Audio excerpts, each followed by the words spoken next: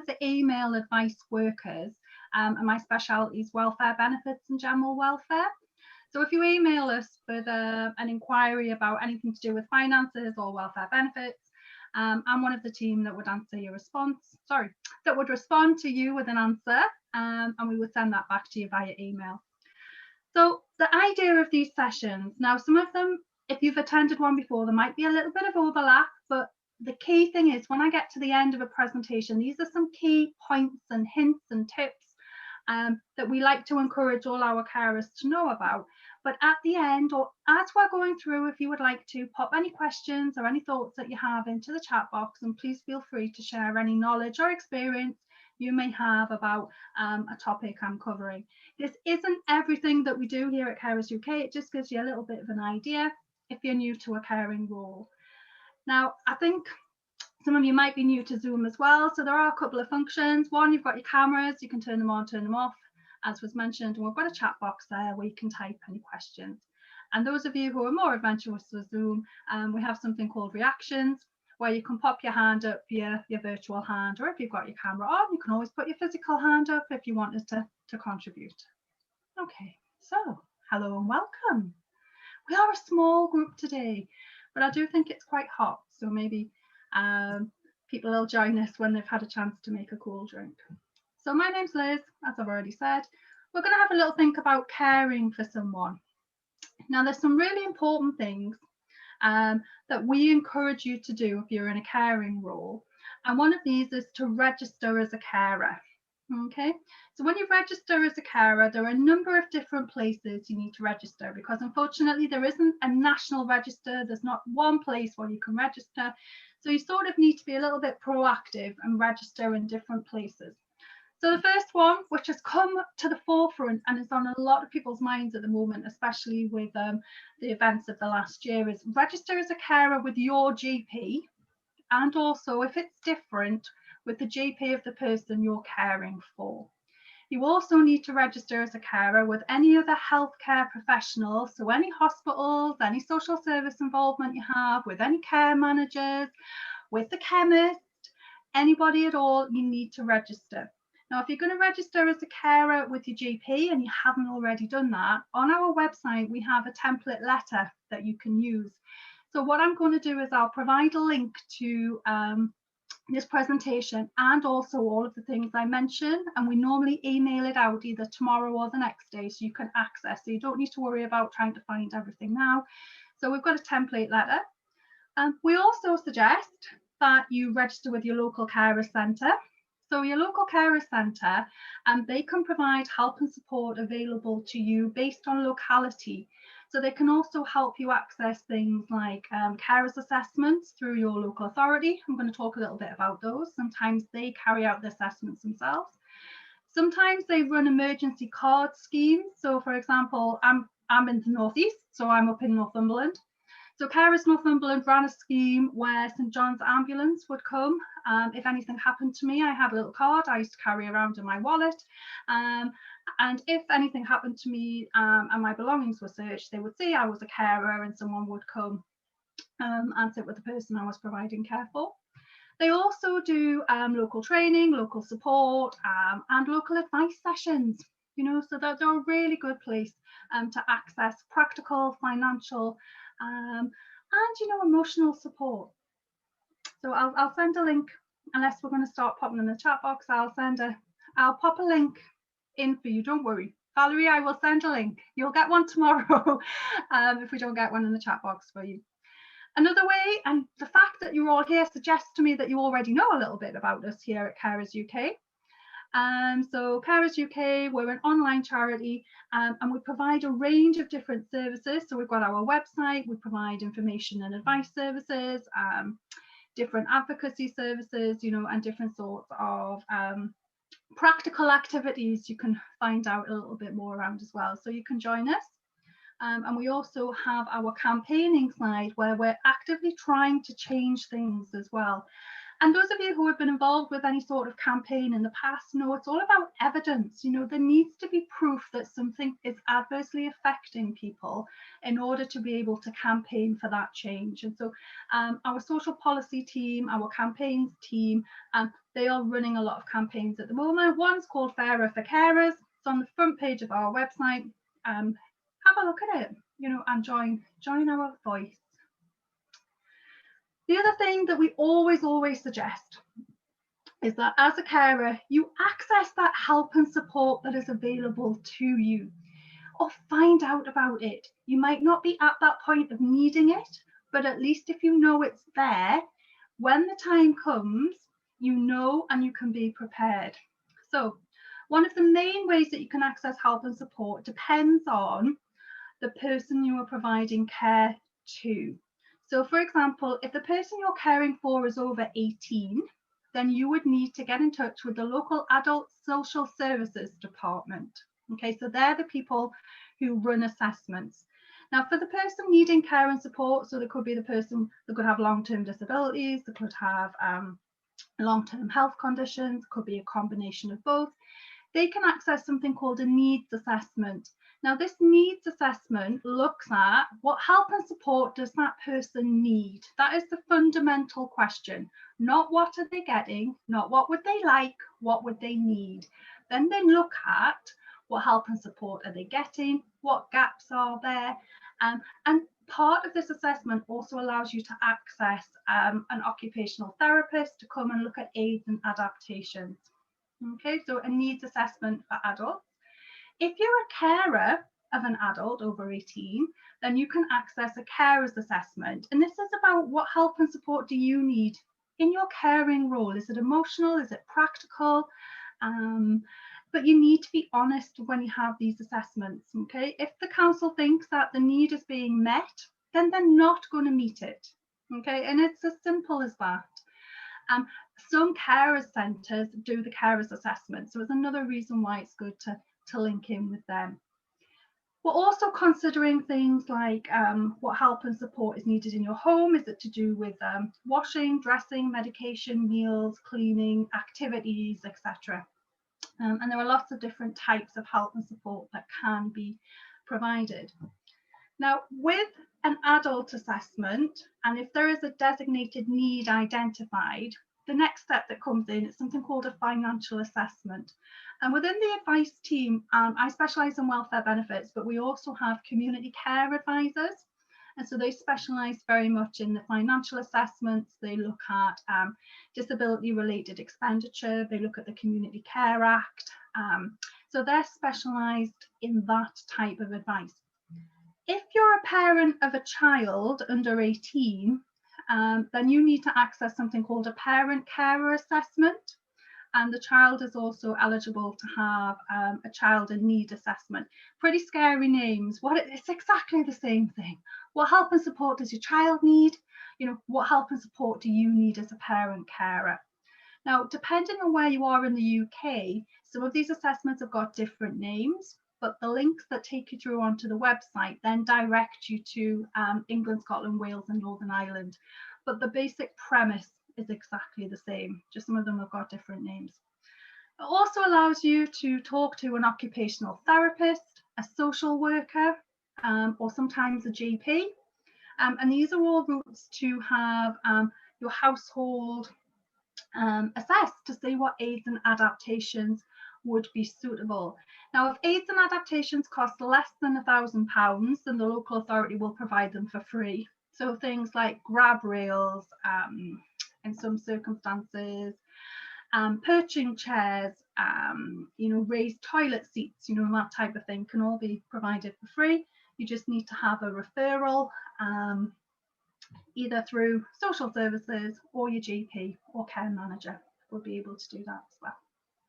Okay, I can see there's some stuff coming into the chat box. What I'll do is I'll answer all the questions at the end, if that's okay for everyone, but I can't see that they're there, don't worry.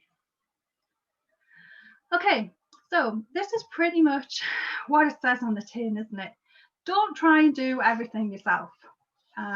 The first rule of looking after someone else is that you have to look after yourself first, okay?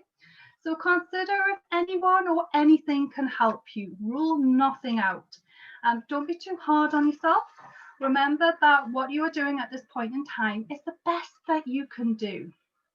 So there is no harm in accessing, prepaid delivery services. So things like maybe get meals into the freezer, so they're already prepared if you're having a bad day, or it's going to be one of those times where you're not going to be able to stand and cook for a couple of hours, and have them ready. Whether it's you buy them ready prepared from the supermarket, or you get one of these companies in that deliver the meals, have a stock, have a supply, be prepared. Think about prescriptions and tablets. One of the best things I ever discovered, and it's something that I find is a really common theme amongst carers, is that chemists, if you ask them, will prepare those dosette boxes with all the tablets in the right days, already popped out of those bottles and blister packs, ready. And before the pandemic, but even since the pandemic, they're delivering them. Okay, so it saves you having to do that. I used to sit for a long time working out which tablets were which on which day and how many they needed to take.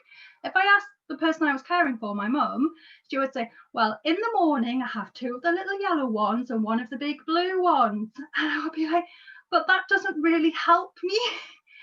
So the next thing that comes across is keep a list of medications. Have them, not only the 2 little yellow ones and the blue ones that you have in the morning, but the name, the dosage, have those handy, not just a prescription list, but have it written down as well. Really handy just to have if you ever need to have a hospital bag or a go bag, then you've got those ready.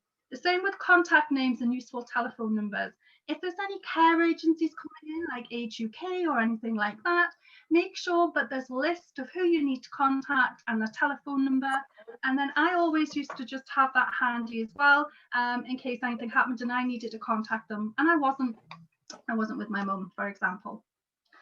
The other thing that is really good is talk to the people who are providing care and support if you have them. Find out what they are able and willing to do. So, for example, are they able and willing to pop some washing out on the line, empty the bins, or maybe pop to the shop if you're running out of milk? You'd really be surprised how much they can do, but sometimes they don't want to overstep. So don't be afraid to have those conversations. Okay, even those small jobs can really help. Now, on our website, alongside all of these things that can help you, we've got something called a contingency planning tool, which gives you a bit of an idea of things you need to think about just in case. And also planning for emergency, so practical support. And these can link really nicely into what is your plan B? This is how we're managing at the moment, and you're all doing a great job, but plan B, what happens if? So I'll make sure that we've got those sent out to you as well. And then there's other ways to join and support each other. Now, peer support and people who are in a similar role to us, no matter how you find yourself in this role, it's invaluable. We learn so much from each other. So Carers UK runs Care for a Cuppa sessions. So these are where you come along with a cuppa and you share your knowledge, your experience, you have a general chat, how are you feeling? We also have our share and learn sessions. So this is one of the ones that I'm busy doing now. So these are sort of advice and information sessions. But alongside these, there are some different types of sessions that you might not know about. So for example, you need to book these in advance. So we have things like weekly yoga, weekly Pilates, we'll have mindfulness. If you're feeling that that's maybe a bit too, what's the word I'm thinking for, not energetic enough for you, they're also running Latin dance sessions. Now there's lots of recordings available that you can have a look at, so you can do them in your own time. You can maybe do some yoga, get yourself relaxed, and then do a bit of Latin dance just to liven up. Take a bit of time for yourself. These are really important. And of course, we've got our forum, where it's an online community of fellow carers, where you can ask a question and the group may be able to answer. But if not, some of them come through to the advice line and we'll answer them through for you. And sometimes, one of myself or one of my colleagues, we're live in the forum and you can chat to us live, for example. Okay, so there's quite a lot of ways that you can access help and support. Now, the next thing, and I'm just going to mention it really briefly because sometimes you need to just have a little think about this, is when you become a carer for someone, it can have a huge impact on your life, but also your household's life. And so it's really important that when you have a change of circumstance, that you just make sure that you're not missing out financially. Okay, so there are a number of ways that you can miss out. So the first one we always recommend is to have a welfare benefits check. Myself and the advice team and any of my colleagues were really happy to carry one out for you. It's a confidential service. We carry it out via email, and we check for things like, have you got any entitlement to any means tested benefits? So things like universal credit or pension credit. We also look at things like disability benefits. So the person you're caring for, are they receiving a disability benefit? So a disability benefit, it's a benefit that is paid from a separate pot of money that the Department of Work and Pensions, the government has set aside for people who have long-term health conditions and disabilities. That means that they have a need for help with their personal care and getting around. Okay, it's tax-free. It's not means tested, so it doesn't take into account any income or savings the household has. And with a disability benefit, that person can still work. Okay, so a lot of people who have health conditions are able to work, but they still need help and support to be able to manage their day-to-day lives. So claiming a disability benefit such as personal independence payment or attendance allowance doesn't stop that from happening. So we check that. We also check carers allowance, which is the main benefit for carers. And we also look into things like protecting your national insurance contribution records, to make sure that if you are under state pension age and you're in a caring role, that you are still being credited so you don't miss out when the time comes for you to pay your pension. So we advise on all of that. We also do a lot of work around council tax bills. So those of you who are maybe familiar with Martin Lewis from Money Saving Expert, he has done a lot of work about bringing to the front how important it is that you check that you're paying the right amount of council tax. And there's a number of different schemes. So there's things like disregarded people, there's discounts that are available if you've had your house adapted, for example. And there's also if you're on a low income. So there are lots of different schemes that we can help you check there. We also check things like blue badges, to help with parking, if you can access free prescriptions, free dental care. So there are lots of different things that we're checking there. We then move on to check things like travel and transport. So are you accessing, the best and cheapest and most accommodating type of transport that could be available to you? So things like disabled rail passes, carers companion cards, if they're available in your local area. And we'll also advise people to consider, if you are going somewhere, get in touch with them in advance. Is there going to be any sort of discount or anything that you can apply for as a carer? And sometimes carers can travel for free. Okay.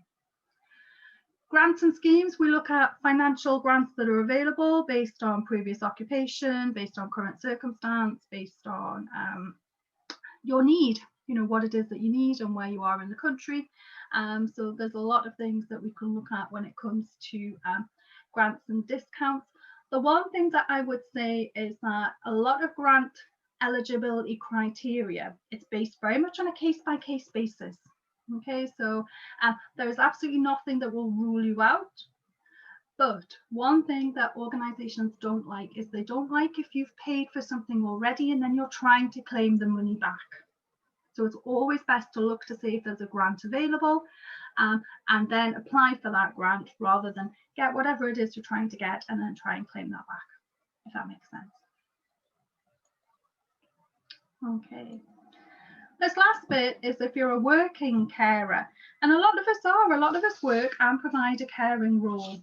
Okay, so if you are a working carer, you have rights in your workplace. Okay, so you've got carers' rights.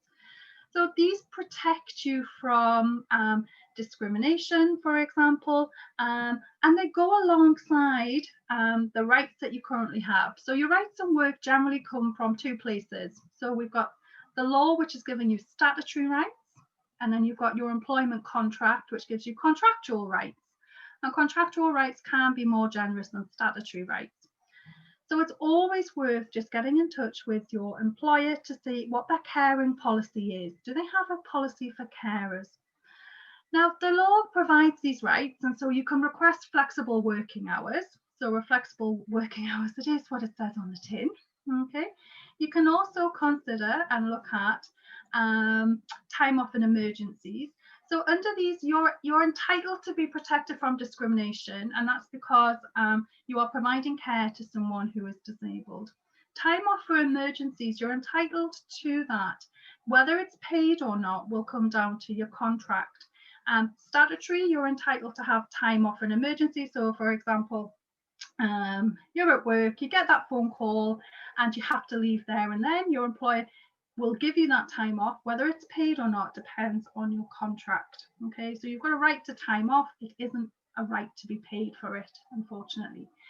It's also, it has to be a short-term emergency situation.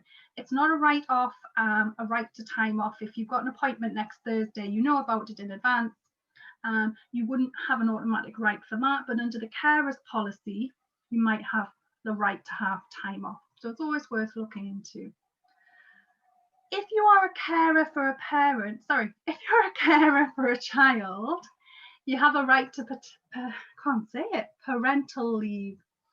So if you've worked for the same employer for 12 months and you're responsible for a child under 18, you're entitled to 18 weeks leave per child, but that has to be taken to the child's 18th birthday. So it's not 18 weeks a year, it's 18 weeks in total.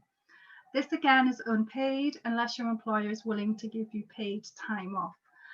So one of the things that we're seeing a big change in is employers thinking when they're working with that workforce, especially if they're carers, and that they're starting to become a little bit more proactive in understanding some of the difficulties that carers face. And if you make these requests, particularly for flexible working hours, the employer has to have a really good and sound business reading for rejecting them. So this could be things like you might suggest that you work condensed hours. So instead of working 5 days a week, you work longer over 4 days, but you work the same number of days. Maybe job sharing, for example. Okay, so there are lots of different ways that you can, and you have the same protection wherever you are in the country. Okay, so I have covered quite a bit there, but what I'm going to do is I'm just going to say if anybody's got any questions. I can say there's quite a few questions that have come into the chat box. So just while we're finishing off this recording, these are a couple of useful links for you. So we've got the helpline telephone number, which takes you through to one of my colleagues on the telephone service. You've got the email helpline, which is where myself and my localised colleagues are worked. So you can contact us at adviceline@carers.org or info@carersuk.org. We've got the forum there. And as you would expect on any type of presentation, you can find out about us on Twitter, Facebook, LinkedIn, YouTube, and Instagram.